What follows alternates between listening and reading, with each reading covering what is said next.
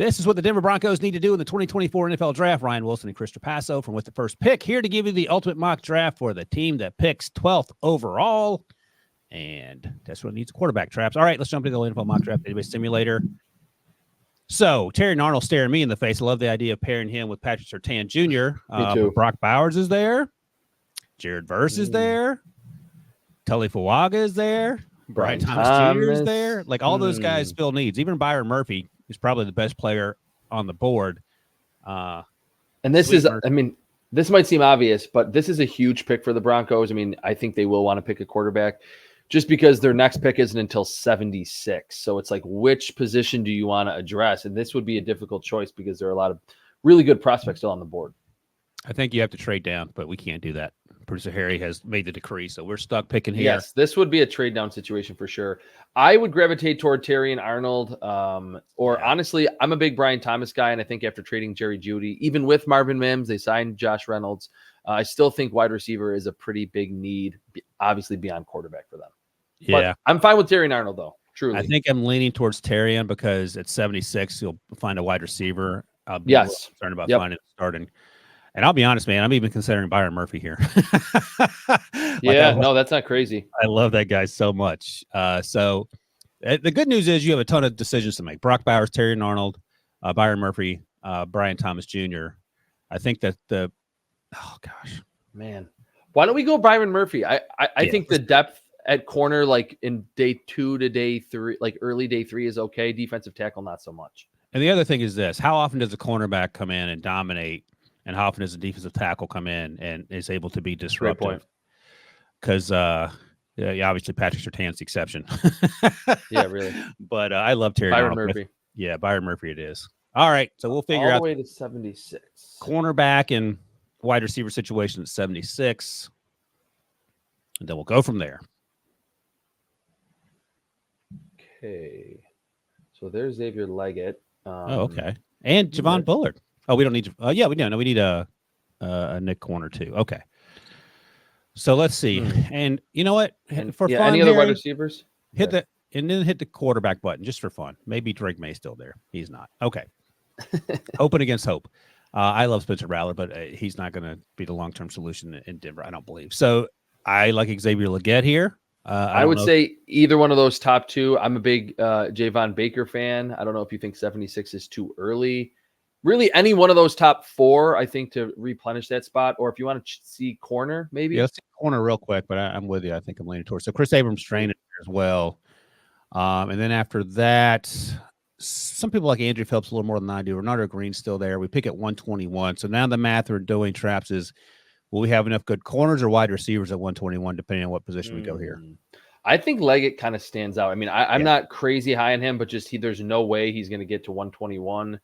Yards after the catch ability, you can get the ball out quickly, and he'll still make plays. He can kind of create something out of nothing with the ball in his hand. So I would probably lean in that direction. Yeah, I agree. And you're going to need to be creating a lot of something out of nothing in this offense, in this division, I think. Yeah. All right. 121. Now we start that pick. We have like a pick every 10 picks now for the rest of the draft, I think. Let's see what the cornerbacks look like, Harry, when we get there so we can check that box. All right. We got everyone there. Is that exactly. Right? So that's was good math there.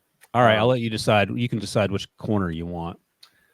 How about Kyrie Jackson? I think at 121 is about right for him. I mean, 6'3", over 200 pounds, 33-inch arms, former Alabama guy. Some ugly reps on film, but then some dominant kind of press coverage on film. That's obviously what the Broncos get with Patrick Surtain, that he's so good in man coverage. To get that other guy across from him, I think Kyrie Jackson, kind of a dart to throw here in the 4th round, but I think he could outplay his draft position.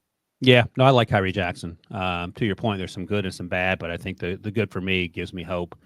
Mm-hmm. All right, let's go. Let's hit best available, Harry, and then we'll figure out the rest. I don't know why this draft tracker does not like Ben Sinnott.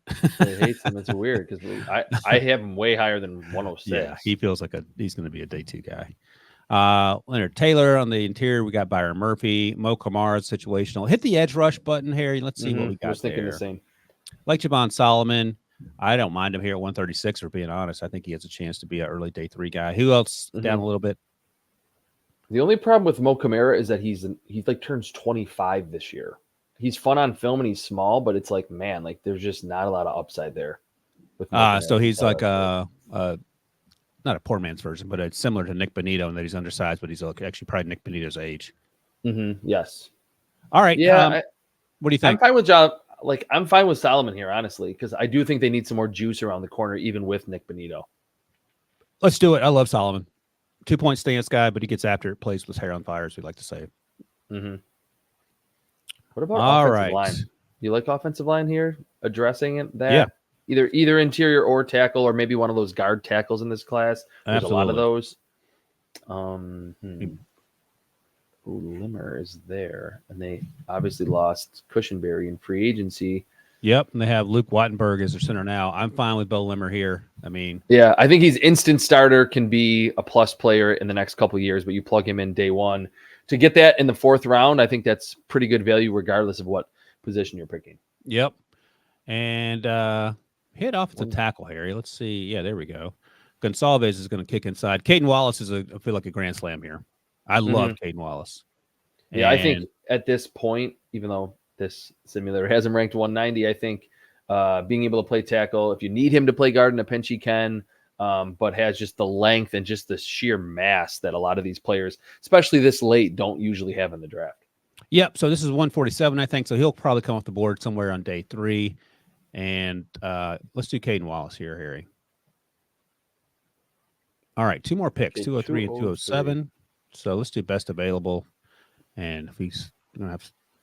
Oh, Michael Pratt. Yeah, let's take there. Oh, yeah, dang it, Harry. You pull the fast one on us. Let's go quarterback, because let's see, just for fun. Milton. You know what? Devin Leary, I stupidly, I didn't watch him when I normally watch quarterbacks super early in the process. And I was like, oh, yeah, Devin Leary's in this class. I just ended up watching him, and I was like, I can see him being a day 3 guy that we're like, oh, he got picked. I mean, the arm talent or the arm strength from a clean pocket, I think, is NFL caliber. What do you think?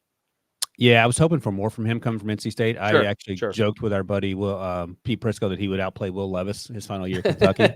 He didn't do that, but I'm fine. I'm fine with that. He had a good. He has NFL traits.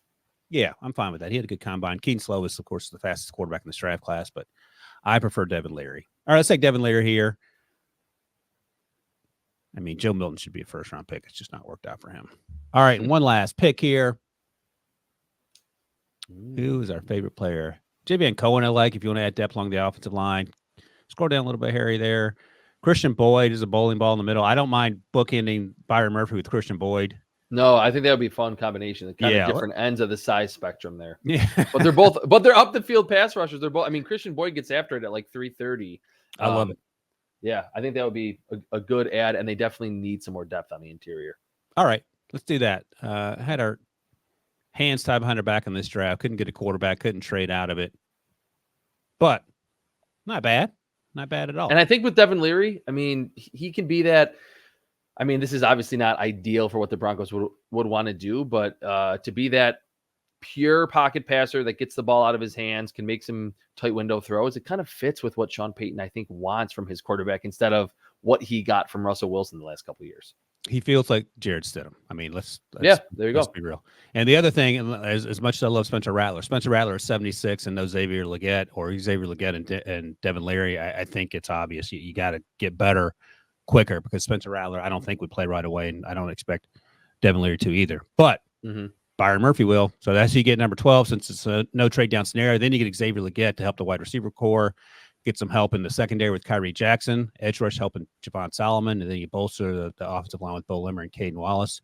Get that backup quarterback in Devin Leary, and you bookend things with Christian Boyd out of Northern Iowa. I love the idea of him and Byron Murphy playing together. That sounds fun to me. Now that you can win some games. All right, that wraps up the Perfect Broncos draft class. Make sure to subscribe to NFL on CBS on YouTube and download the With the First Pick podcast wherever you get your podcast. Stay tuned for more Ultimate Mock Drafts, because we're hitting all 32 teams.